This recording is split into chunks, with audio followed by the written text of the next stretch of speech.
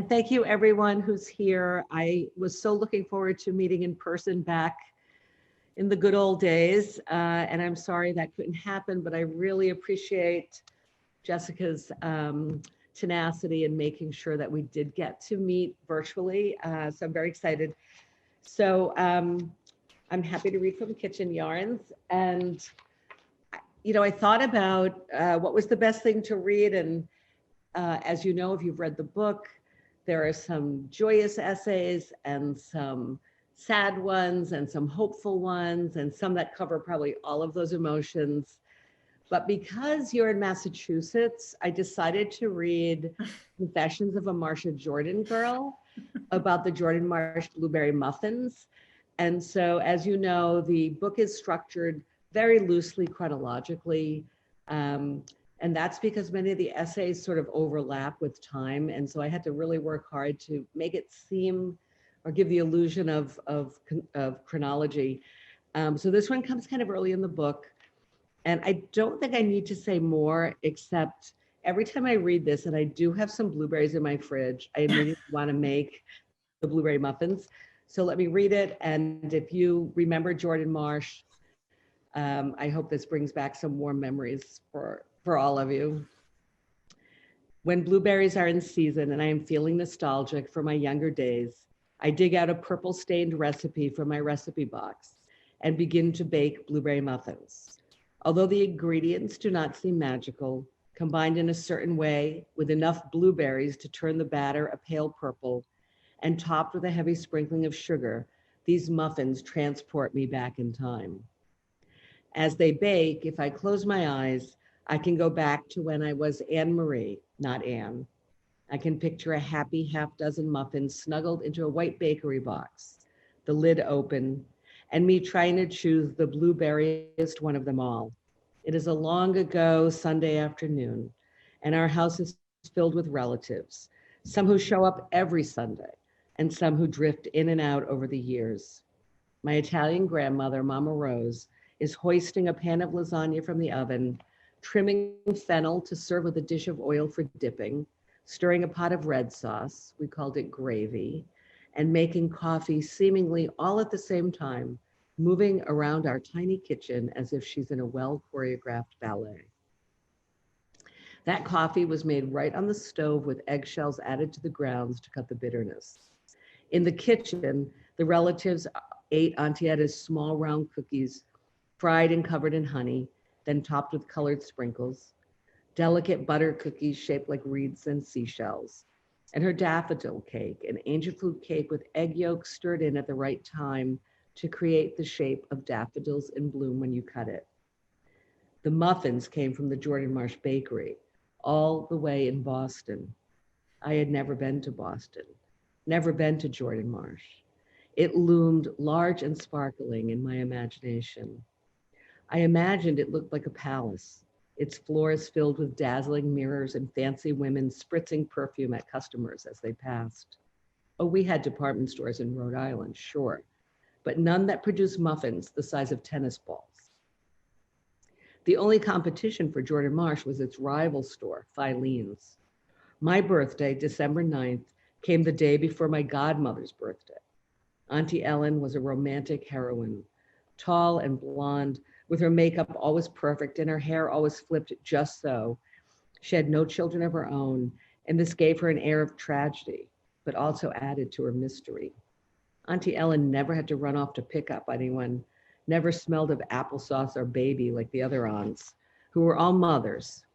Unlike them, she had time to go all the way to Boston to shop at Filene's and Jordan Marsh. She bought my birthday presents there, delivering them in their store wrapping paper and tied with a perfect red bow. One year, I opened the box to find a brown suede bracelet with a gold rectangle in the center. In that rectangle, in the fanciest script I had ever seen, my own name, Anne Marie. The Warwick Mall in Rhode Island opened about 2 miles from my house in 1970 when I was 13 years old. At one end, Filene's. At the other, Jordan Marsh. The arrival of these two department stores heralded an opportunity to buy the clothes and makeup I drooled over every month in 17 magazine. It meant that even for a girl like me, someone who sat and stared out the window, dreaming of a vague but glamorous future. Sophistication was really within my grasp. The stores were exactly as I'd hoped. They dazzled and enchanted me with their displays. Cosmetic counters filled the entire first floor. The air smelled of Chanel and Shalimar. When I walked into either department store, I became someone new. They held the future, I thought, my future. One afternoon, as I stepped into Jordan Marsh from the mall entrance, a woman called to me.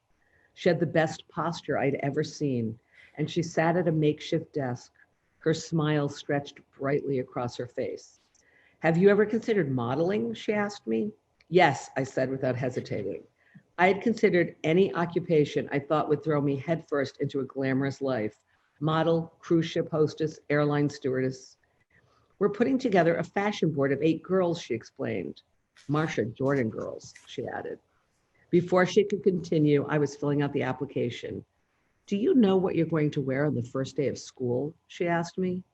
Did I know? I'd made a chart of all my outfits all the way through October. Hot pink hot pants with a matching maxi vest and a pink flowered shirt, I said. Hot pants with a maxi vest, she said, impressed. She made a note and told me that 16 girls would be called for the final interview. By the time I got home, Jordan Marsh had already called. I was one of the 16 finalists.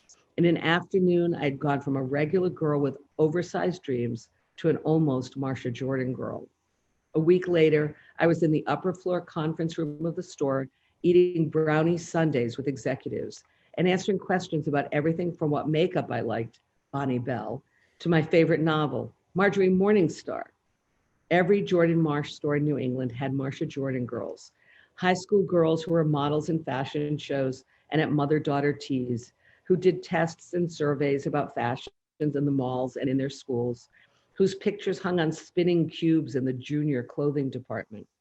By the time I left that interview, I knew I had to be a Marcia Jordan girl. I had to. I was told they'd call by 5:30, but 5:30 came and went and no one called. At 6, I was hysterical. I begged Mama Rose to pray to Saint Anthony, her patron saint. Puzzled by what exactly to pray for, she nonetheless set to work in front of his statue in our living room. My mother ordered me outside. I was making her nervous. When the phone rang at 6:15, I was too nervous to answer it, but my father did. I heard his slow southern drawl and then, Anne, it's someone from Marcia Jordan calling for you, from Jordan Marsh calling for you. I grabbed that phone from his hand and said hello to my future. The 7 other Marcia Jordan girls and I were given uniforms, gray and white striped pants and jacket, a cranberry blouse with white cuffs and collar. We traveled on our own by bus to the flagship store on Washington Street in Boston for fittings and fashion shows. We ate chicken Devon crepes at the Magic Pan and salads with sticky buns at the English Tea Room on Newbury Street. We hailed cabs and walked across the Boston Common, a gaggle of long-haired, long-legged 16-year-olds. At home in the store, we stood on pedestals, mannequin modeling. We dated college boys who worked at the store for their summer jobs. We got first kisses in Fiats and Mustangs in the parking lot. On one night in December, the store closed for men's night, and only men were allowed to come in. They shopped for their wives and girlfriends while we walked around the store in a revolving array of clothes. Bonnie Bell sent us makeup to try and cartons of 1006 lotion to tackle our pimples. I wanted my days as a Marcia Jordan girl with those summers of long kisses and hours of fittings and runway shows to go on and on. But like all things, those days eventually ended. And soon I was off to college, where I traded in that gray and white pinstriped uniform for one of khaki pants and Izod shirts. I still went to Jordan Marsh when I wanted to buy something special. Christmas gifts for my mom, beautiful housewares as friends got married, splurges for myself. And then I traded in my preppy uniform for the Ralph Lauren designed TWA flight attendant uniform. On layovers, I rode the escalators in department stores in Paris and London. Harrods was bigger, Bendel's more chic, Nordstrom grander, but none of them compared to my first love, those early visions of glamour and sophistication that anchored the Warwick Mall back home. Both Filene's and Jordan Marsh are gone now. At the mall, Macy's and Target have taken their places. Like my childhood dreams, they have faded somewhat in my memory.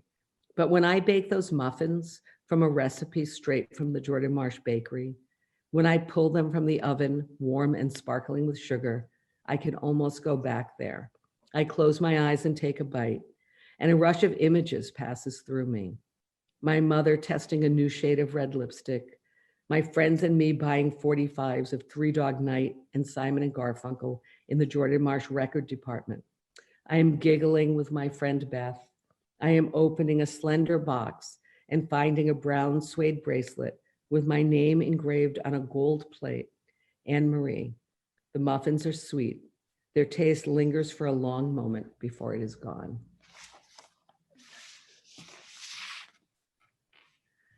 Thank you for that. I think that's a chapter that many people can relate to. And my book group mentions the Jordan Marsh blueberry muffins frequently. Well, as you know, the recipe is in the book, so you can make this. That was very exciting when we realized the actual recipe was in the book. Yeah. Have you been making the muffins during the pandemic? Is that sort of a comfort food for you? Yeah. I mean, as we all know, we've been for 8 months or something in big comfort food zone. Mm-hmm. And those muffins are definitely one of my go-tos. Yeah.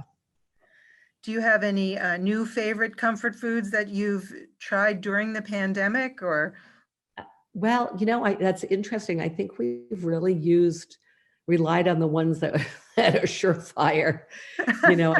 I made a lot of, as I say in the essay, but I'm Italian American. My mom passed away a couple of years ago.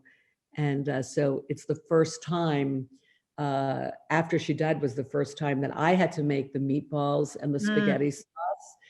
And I've definitely got the spaghetti sauce down. So I've been making lots of it and I put it in big, mason jars and send it to my aunt who I can't see because she's 86 and can't have visitors. But I get her jars of it and send it to my son in New York. So that's, we're just going to the ones that we know are surefire comfort. The tried and trues. Yeah. Yep. Definitely. Is there a particular thing or food or restaurant that you've missed the most during the pandemic? Like something you just can't wait to get your hands on? There's two actually. Absolutely. So I live in Providence, Rhode Island, but we live half time in New York City. Mm-hmm. And I have not been back to New York since the day we left on March 12th, thinking we'd be back in a few weeks. So our apartment has been empty. My husband's gone back to clean out the fridge and unplug stuff, after it was safe to travel. But we have two places that we go to there that I just miss beyond belief. One is a restaurant called Barbudo's. It's actually where we had our wedding. And they just make, it sounds crazy, but here we go back to the comfort food, right? They make the best roast chicken and the best, these potatoes and a kale salad. And, but it was also just being there where, sort of like Cheers, everyone knows your name. And, so I really miss Barbudo's and I really miss our favorite Chinese restaurant because probably if you're in or around Boston, you maybe can get some good Chinese food. Providence, not so much. Yeah. And so we had a great Chinese place called Hawaii Yuan in Chinatown. And in fact, when my husband went back to check on the apartment or unplug something or whatever, I actually had him pick up food and bring it back to us because we needed our Hawaii Yuan fix. So those are the two I'm missing a lot. The restaurants in Providence, we've been able to get takeout, the ones we love. And we're so happy that we can still eat their good food. Right. Right. Okay, here's a fill in the blank for you. Uh-oh. When I run out of blank, I panic. Pasta. I don't even have to think about it. I have 6 kinds of pasta in my fridge. I guess the second would be coffee, but I've actually started getting my coffee delivered. So I know I have it coming because, as you all know, back in March and April and May, it was hard to get some stuff. Mhm. And It was hard to get pasta. it was hard. And I noticed, and maybe this is a sign, it's hard again. I went to buy some today and Whole Foods almost empty, that whole aisle. So I bought a lot. But I signed up for like a coffee delivery service. So I've been good with that. That's why I think pasta is probably first. Well, now that you've said that, I'm sure everyone who's attending this webinar will be running to the store to make sure they get some pasta over the weekend. Check out the pasta shelves, guys, if they're getting low. Who knows what's going to happen? So as far as kitchen yarns go, what was sort of the genesis of this particular project? Were you looking to do something that had to do with food, or, it just popped into your head one day, or how did that come about? It's a great question and kind of a funny story because, no, I had never thought about a book like this. And my editor and agent invited me to lunch. And although, when we're not in a pandemic, I typically see them for lunch. I usually see them separately just because the editor has things to talk about, or my agent does, or we just want to hang out together or go to dinner. So when they both invite you, you always know something's up. And you don't always know it's good. So they invited me to like one of these clubs, to one of the, I have two cats and they're getting eating pizza, so they just knocked them. I don't hear any yelling, so I guess it's okay. It's okay. They're just knocking stuff over. One will walk in front of me at some point, I'm sure. So they invited me to lunch at one of these, kind of, like the Harvard Club, but it wasn't. And, where you get like a Cobb salad. And my editor said, so we're really thinking, you could write a book with all your food writing. And I was like, food writing? I thought it was ridiculous. I was like, I don't write about food. And I said that. And she said, well, you just won your second Best American Food Writing Award. And so we think you do write about food. That kind of stopped me because, these awards, you don't really get anything, so it's not like, oh, I have this big badge or, trophy or something. And they happened a few years apart. But when she said that, I was like, that's interesting. I have one too. And so she said, if you wrote a book about food with recipes, I would give you a contract tomorrow. And to a writer, that is like music to your ears. Like you work so hard on getting contracts and getting your proposals. And here she was saying, I'm ready tomorrow. So I went home and I start just looking through my essays, and I surprised myself when I realized not that I had ever sat down and said, I'm going to write an essay about food, but that I had used food quite often as a way to enter difficult topics. And I saw that she was right. I had won two of these Best American Food Writing things, but I had 8 or 10 other essays. And so I printed them out and I looked at them and I told my agent, I can do this. And they were delighted, and true to her word, the next day I had a contract to do it. That's awesome. Yeah, I know. And with recipes, that was the hardest part. But I also realized, I wrote them sort of not intentionally. And so suddenly, if I'm going to put them together to be a loose kind of memoir, I had to fill in some blanks and catch people up to how my life had changed and what was new. And so it took me, maybe another year to do all of that. But it was really a labor of love and quite a fun project. Did it feel like, sort of a summing up of, your life with respect to your family and the role that food has played in your family? You're sort of kind of looking back over the years there. I think it was like, when you take your glasses off and you put on your sunglasses, it was just like looking through a different lens. So it wasn't really a summing up so much, or it wasn't cathartic. It was just looking at my life with the lens of food and realizing how important it was, and entertaining and meaningful, really. When we discussed this in our cookbook group, many of the group members commented on how much they enjoyed reading about Mama Rose. So I wondered if you could talk a little bit maybe about your relationship with her, and not just even cooking, but just to get a sense of her role in your life and what she was like as a person. Yeah, happily. So my dad was like a career Navy guy, and we moved around a lot until I was 7. And then he was based in Cuba, in Guantanamo Bay, actually, and Mhm. families obviously couldn't join him. So we went allegedly temporarily to live with my grandmother in the house where my mother and her 9 siblings were actually born in that house, and they were all raised there. A little house, 1 bathroom. Oh, Yeah. 3 bedrooms, which sounds normal and like, yeah, we all, 3 bedrooms, but teeny, teeny, teeny. mm. 1 bedroom where her 3 brothers slept. Honestly, it's the size of like a walk-in closet. Oh my gosh. And then my great grandmother was still in the biggest bedroom. Okay. My parents were in the next bedroom. Downstairs, my grandmother slept in what ultimately became like a TV room, but there was another bedroom off the kitchen. There was a couch in the kitchen where my youngest aunt had slept. I mean, there were just people coming everywhere, Everywhere. everywhere. My grandmother was from Southern Italy. She was about 4'11". Of course. Yeah, red hair and green eyes. And I mean, red hair naturally, not like that Ah, talk, very light skin. Her mother, who I also lived with, my great grandmother, was about 5'10" and blonde and blue eyes. So that this odd Nordic sort of looking part yeah. of the family, right? But Mama Rose had been the most beautiful girl in town.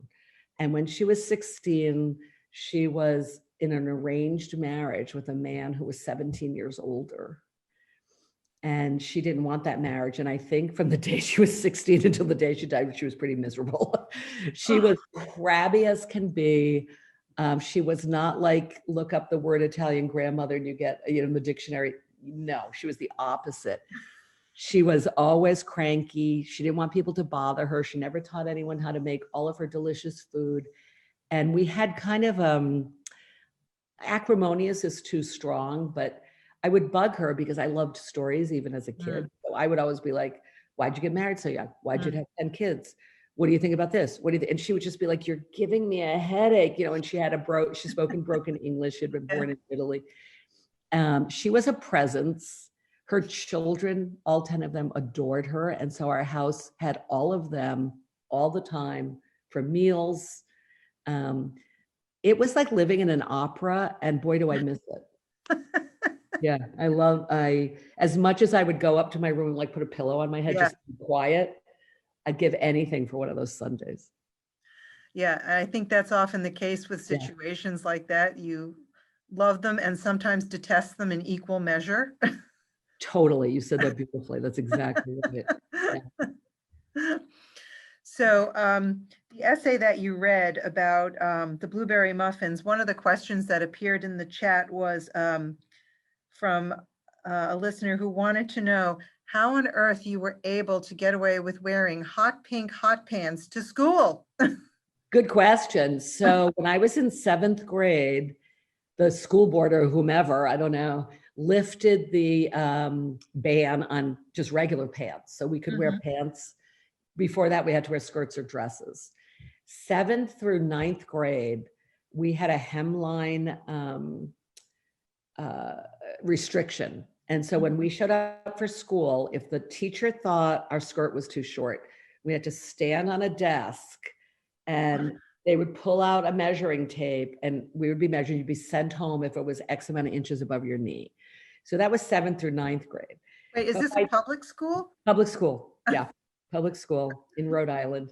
But by 10th grade, things had loosened more. And I think like many kids in 1972, I was just always trying to push the limits. I was a good kid. I never got in trouble, but we were like, stop the Vietnam War. And just, I mean, we were young and we weren't doing anything meaningful really, but I was always outspoken about social issues. And I just thought, girls should be able to wear whatever we want. So I didn't get sent home for the hot pants. That's kind of Have to amazing. imagine it is the weirdest outfit. I can still picture pink.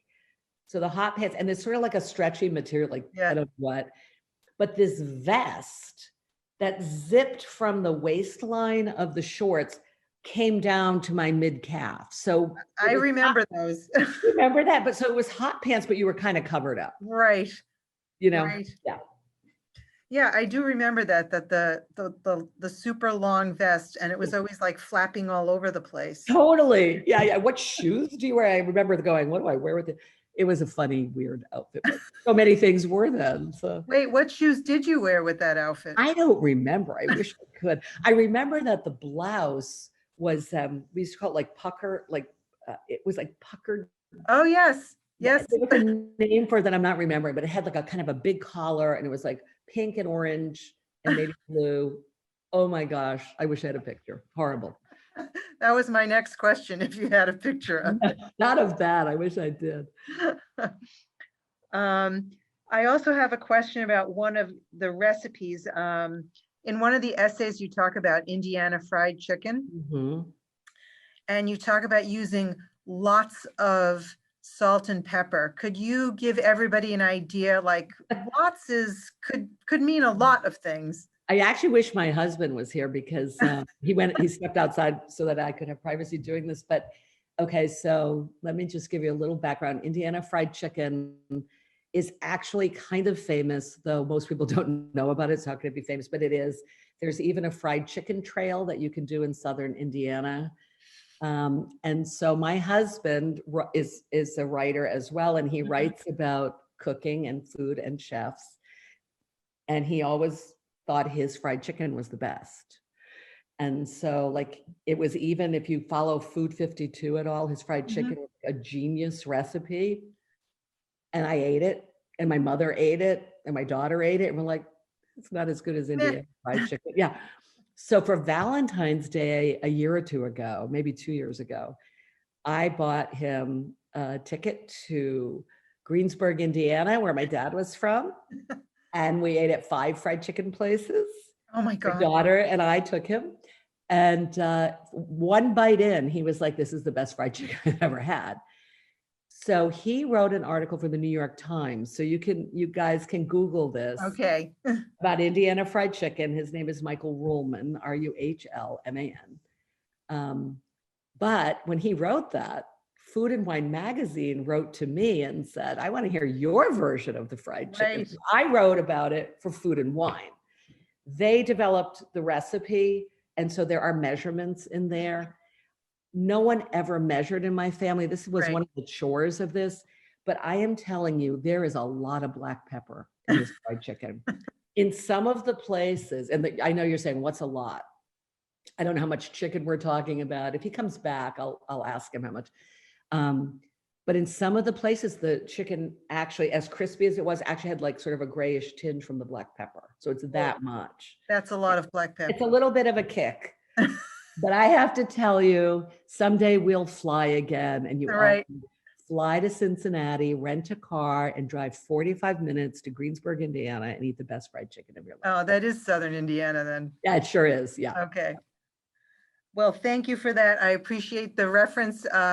People can check in the New York Times and see if we can figure out what a lot of salt Yeah, and Food pepper and Wine from me. So between the two of them, you'll get it. Our book group also, 1 month, we read or reread, I should say, the Silver Palette Cookbook. Oh, yay. You talk about in one of your chapters that has to do with chicken marbella, which has got to be one of the most famous recipes of the last 40 years. Definitely. And I was wondering if you still use that book. Oh, I use it all the time. First of all, I make chicken marbella frequently. Well, frequently, it's one of my go-to things, especially if, again, pre-pandemic, we have a book club, and that's the perfect thing to make. Everybody loves it. So I make that a lot. There's a recipe in there. So, and there are 2 books. And so maybe I'm combining them, forgive me for that. But I make their sesame chicken, which is amazing. I make their lemon chicken. But they have a recipe for It's like a chili with chicken, but you put chocolate in it. Does anybody, I don't know if anybody remembers that or has made that. Oh, I love it. And then they're cold sesame noodles. Like it's got a peanut butter, soy sauce, maybe chili oil, sesame oil, sauce with like asparagus in it that I make a lot in summer. I use it all the time. all right. Good to know. Everyone should be cooking from that. I think it's great. You know, it's sort of like, it reminds me in a way of like the Barefoot Contessa. It's that kind of foolproof, good food, not complicated. You don't have to buy like a lot of weird ingredient. You know, it's, you can make the stuff, you know. It's interesting that both of those books or both of those authors came out of having had gourmet shops. That's funny. That's right. Yeah. So maybe that's the way to go. That can be your next career. Oh, geez. I guess I think for a lot of people, they're curious about the writing process. I mean, for a lot of us, it seems like, how on earth do you, figure out how to sit down and write a book? So I guess one of my questions about that is, the writing process, and is it different for different types of books? No, the process isn't different really. It's different for different writers. As I said, my husband's a writer and he sits down at the computer, even if he doesn't have a project or I don't know what. Tonight I said to him, what were you doing? I mean, you're not working on anything, but he needs to sit there and do that. I like to take at least 2 hours a day to work on my writing, but that does not always mean the actually writing. It might be researching something. It might be revising something. It might be just tinkering. And I know 2 hours sounds like you don't have a lot of productivity if you're only working 2 hours a day, but I mean, at least 2 hours. For me, I can't imagine how someone gets excited by making balance sheets balance or, making cars run or all the things that everyone does. I don't understand how they do them. For me, if I didn't write, I couldn't, it's like breathing to me. It's like, I have stories in my head. I have ideas in my head all the time. And I can't wait. I say to put them on paper, although I write on a computer, but I can't wait to put them down and kind of make them come to life. So for me, it's like whatever everyone else's job is or passion is, I just have to do it. So I don't even think about it. So things are just sort of percolating and eventually something comes to the surface. Yeah, sort of. Yeah, I describe it like, sort of like a volcano and everything's like bubbling and bubbling. And then there comes this day where I'm like, if I don't get this down, I'm going to blow, the top of my head's going to blow. And so I can get the volcano sort of in control. When I write novels, it's 2 to 5 years. So it's a big commitment. A book is a big commitment. Do you have more than one project going at any given point in time? Sort of. Typically, I have one thing that I'm actually passionate about and writing, but it reaches a point where it has to go to my agent and my editor and people to get comments and revisions. And so the process sort of slows down, and then I might work on something else, but I don't actually do 2 at the same time. Right. Okay, my husband just came in. How much salt and pepper in the fried chicken? Love. I have the actual measurements in the recipe there. Yeah. They just do it by sight. They only do it by sight, but it's a lot. It's plenty. It's plenty. It's aggressive. It's aggressive. We're not giving, I said kind of the same thing, but okay. We'll just have to experiment. Yeah, more than you think. So there's a couple of questions in the chat about writing, and one is, what's the best piece of writing advice that you received and that you still use to this day? So I didn't study writing, so I didn't have some wise mentor who was able to help me, or, I got out of college and I worked as a flight attendant for 8 years. And I got a master's in American literature from NYU, and I took some writing workshops. So I didn't really have that voice. Anything I learned or any advice I got, I kind of gleaned from reading. What I tell young or new writers is make sure you read everything. I feel like everything I learned about writing, I learned from reading, and I read a lot. I feel like it's my job, but it's also one of my other passion.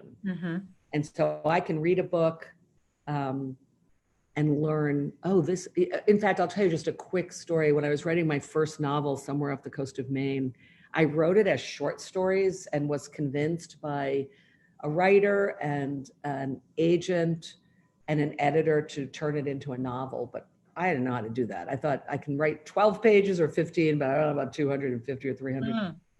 And so so I had a contract for a novel, and, you know, they paid me money for it. And I could not make this thing work as a novel as being a reader, you know, you understand this isn't working. And I decided one day I can't do it. You know, I'm going to have to give that money back, which of course I had spent. I have to give that money back. And I thought I'd be a writer, and it's done, you know. And so I took a walk from my apartment on Bleecker Street in Greenwich Village to the Soho, to the Spring Street bookstore. And I walked in and I just looked at all the books, and I just plucked one off the shelf. I bought it, went home. I mean, I'm depressed. I get back in bed and I read the book straight through. And that book was Dinner at the Homesick Restaurant by Ann Tyler. I finished it. I ate some food. I went to sleep. I woke up in the morning. I was like, I can make this a novel.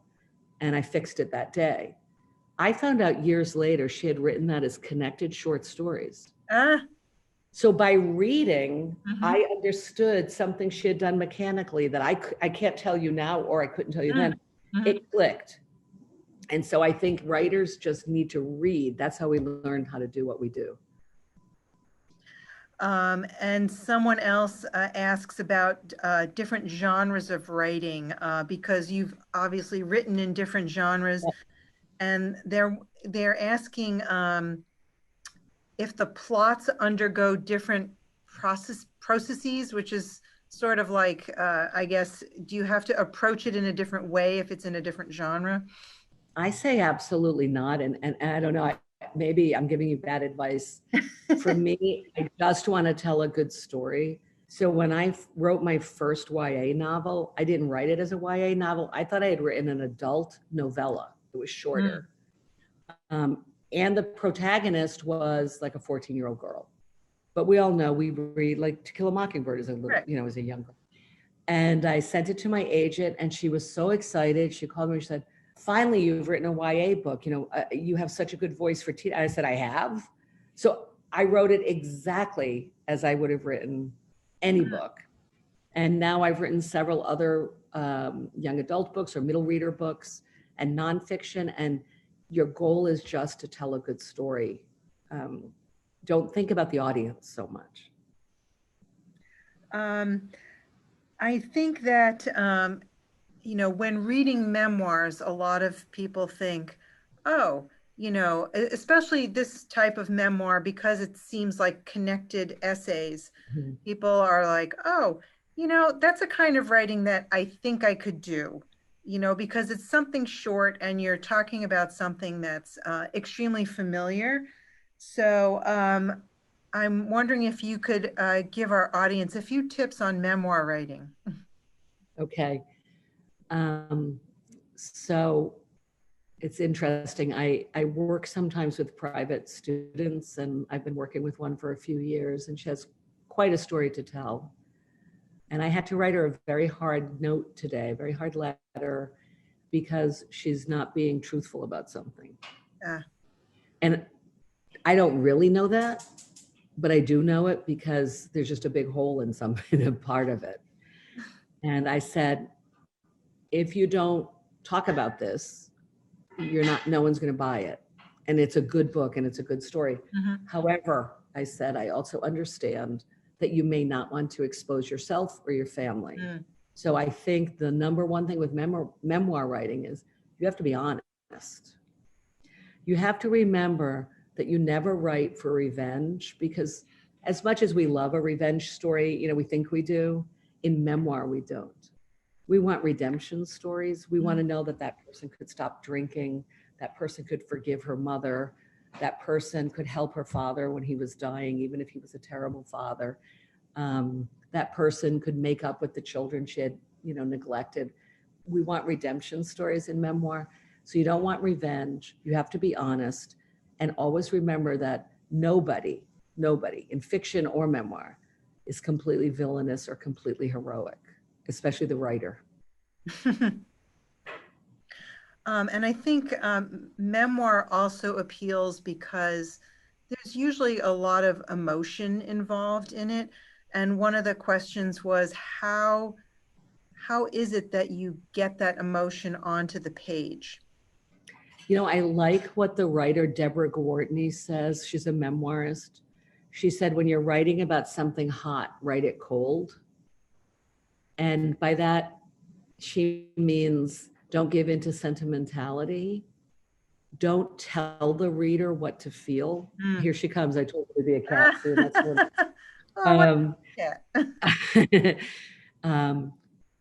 Don't give into sentimentality. Don't tell the reader what to feel. Don't say, this was the saddest thing that ever happened to anybody. She was the best mother who ever lived. These superlatives. It's actually just almost like reporting the story is how you get to the emotion. It seems counterintuitive, but that's actually true. Interesting. Yeah. And maybe you can, we're all kind of circling back to the pandemic. Have you discovered any new authors or, novels? Are you reading any cookbooks, memoirs yourself, or just anything? Okay, so probably like a lot of you, I am reading so much because isn't it great to escape and be in a different time? So my favorite book that I've read in the past few weeks is called Shuggie Bain, and I just saw that it won the Booker Prize. It's by, is it Douglas Stewart? Douglas Stewart, first novel, takes place in gritty Glasgow, Scotland in the 80s. It was published in February. It got completely neglected because we all know what happened in March, and then was rediscovered somehow. I have to tell you, every sentence is fabulous. You're laughing and you're crying. It is a teenage protagonist and his mother. Everybody has to go read Shuggie Bain. I also really love these British writers that wrote in the 50s. One is named Elizabeth Taylor, not the actress. Hotel Claremont, is that it? I'm always asking my husband because I can never remember. Hotel Claremont, is that the Elizabeth Taylor one that I love? Yeah, Hotel Claremont. And then Jane Elizabeth Howard has this 4-part series. You want to lose yourself for a month? You read these 4 books. They're That's fabulous. The way to go. So, yeah. Those have been my favorite things to indulge in. Do you read cookbooks? I love cookbooks. I love them. I don't know if I'd say I read them. I'm like a cookbook flipper. Or yes, like explore them. You know what I? Yeah. You open them up and you look, and I love the pictures and I love the descriptions about the recipes. So yeah, I love cookbooks. Do you have one that you've recently read that you were just, dying to cook everything from? I can't say that I have. I have the great blessing of living with someone who writes cookbooks. And so he does, his last book is from scratch. And he also just wrote the new French laundry cookbook. And so we have, he does a good job in keeping me happy with cookbook stuff. And somebody asks if you've been knitting lately. Oh boy, I have. Okay, this is funny. Something happened during this pandemic. Typically, I like more with knitting, more like instant gratification. So I'll do a cowl that's kind of quick, or like big needles and make a big scarf and hats. Like I like all that. I have knit 4 sweaters. I've been totally into more complicated projects. And I just look forward in the afternoon to sitting with the pattern. I almost called it a recipe, with the pattern and the yarn and having to really think what's next and how do I do it? And sometimes having to go to YouTube or call my friend who taught me to knit. I still go to her for help and these harder things. So it's just interesting. I've knit completely different stuff. Huh. It's a good way to occupy your brain, to like have something you completely focus on. Yeah. You look up and it's an hour and a half later and you have half a sleeve. You haven't really done that much. Hey. So touching on, next week's holiday, someone's asking, how will your Thanksgiving be different or the same this year? Oh my gosh, that is the $60,000 question. So my son was born in 1993.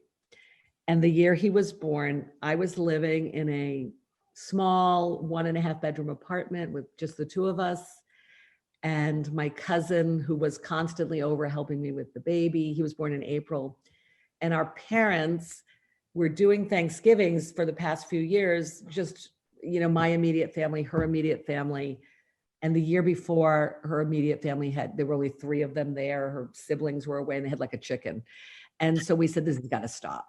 And because he was like the first grandchild, we said we can get them here. So we had about 14 people, aunts and uncles and our parents, cousins, about 14 people in this kind of tiny kitchen. And that began, so since 1993, she and I have done Thanksgiving at my house or wherever I've lived. We've had as many as 40.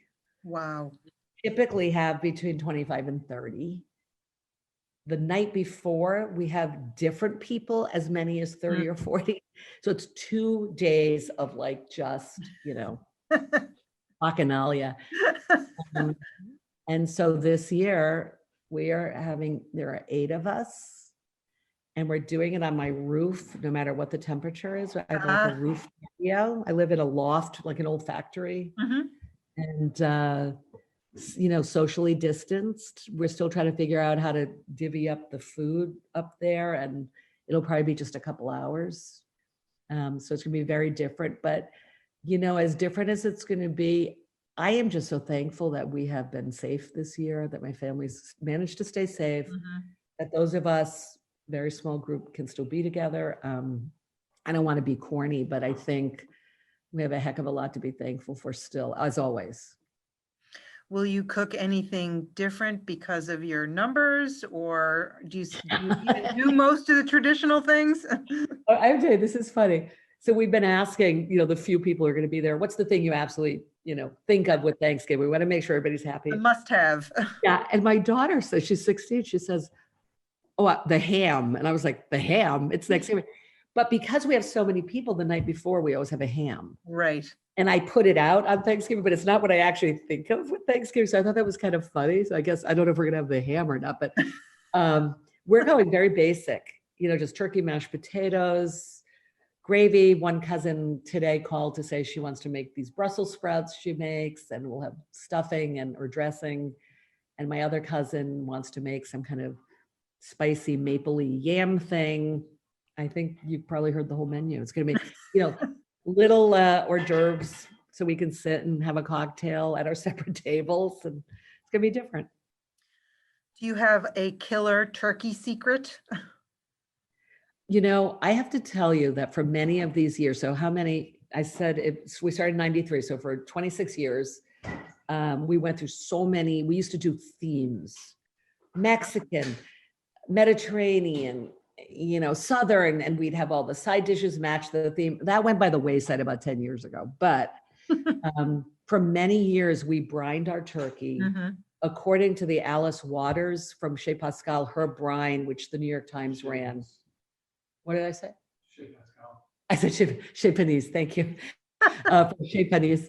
The New York Times ran that brine recipe a long time ago, and we did it. And one year we kind of looked at each other and we're like, oh, we don't have the star anise. And it called for a lot of kind of funny things. And we're like, we're not going to brine it. And then everybody was like, this is the best turkey ever. So we're like, wait a minute. I don't know if anyone knows the difference. So we've returned to like just the basic, the way your mom did it. It's the best turkey. You baste it, you know. I love turkey. Some people don't like it. I've heard so many people say turkey is so boring. And I was like, Yeah. what? I love it. But Yeah, I love turkey, and I think what I really love is that you can do a lot of things with it the next day. yes, yes. So turkey pot pie, I love because every year it tastes different because I put whatever's left over. Mhm. Sometimes there's green beans and sometimes there's corn and, you know, whatever. So with the gravy, I love a turkey pot pie. And I really love making turkey tetrazzini, you know, that old fashioned. Oh, really? Yeah, with mushrooms and, you know, I love that. That's just a taste that I didn't grow up with that, but that's just a fun thing to make too. Yeah, I didn't really either, but definitely I feel like turkey sandwich is Oh. mandatory in some way. Totally. So it's mandatory in the house. The morning after Thanksgiving breakfast is turkey sandwiches. The leftover little buns, you know, with the powdered Yeah. you know, what do they call? I don't even know what they're called. And you put it on with the cranberry sauce and the mayonnaise and some turkey. Fabulous. What about pie? Do you do pie? So I'm not a big dessert person. I really don't like pumpkin pie. So I'm sorry to fans of pumpkin pie. I always say it's because when I was like 8 or 9, I got sick on Thanksgiving and the pumpkin pie was the last thing I ate. And we all know how that goes. You maybe can never eat that Yes. thing again. Can't touch it again. I don't like the texture. I don't like pumpkin pie. I really like pecan pie. And my son is a good baker, so he usually does a pecan pie and pumpkin squares, kind of like brownies, but they're pumpkin with cream cheese frosting. Oh, that sounds good. Magnolia Bakery cookbook. Oh, that is a good bakery. I have not read that book, That's a good one. but There's a maybe lot I of- should. Yeah, you should. Before Thanksgiving, you want to make these pumpkin bars or squares. They're really good. This year, I'm going to do in muffin tins, little mini pies. Oh, cute. Because we have these different tables and you're not supposed to have like a buffet or share like a big Right. cake. So I'm going to do apple, pecan, and some kind of pumpkin-y thing. That sounds, that is pie. That sounds like pie. Yep.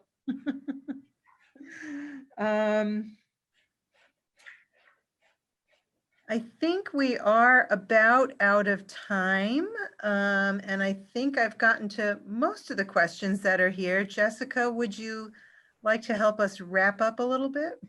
I just want to thank Anne so much for her time tonight. We had lots of great comments and it was just such a treat to have you come online with us and take this time to help us wrap up our One Book Chelmsford year. And we really appreciate it. And thank you to W.W. Norton and the Friends of the Library as well for making this possible. What a wonderful conversation that was. We have a recording of it that we'll send to anyone who has registered for the program, and also Anne, you too. But yes, wow, what a treat. I was so enchanted by all your stories. Thank you so much for Thank you reading so the book much. and for having me. Andrea, it was so fun talking to you. Thank you. I enjoyed it so much. I'm so glad that we were able to finally do this. Yeah, me too. And thank you, Jessica, for making it happen. I really appreciate it. Oh, thank you. Have a happy Thanksgiving. You On the too, road. everyone. Stay you. safe and You enjoy too. Thanksgiving. All right, take Bye-bye. care. Bye, guys. Bye-bye. Bye.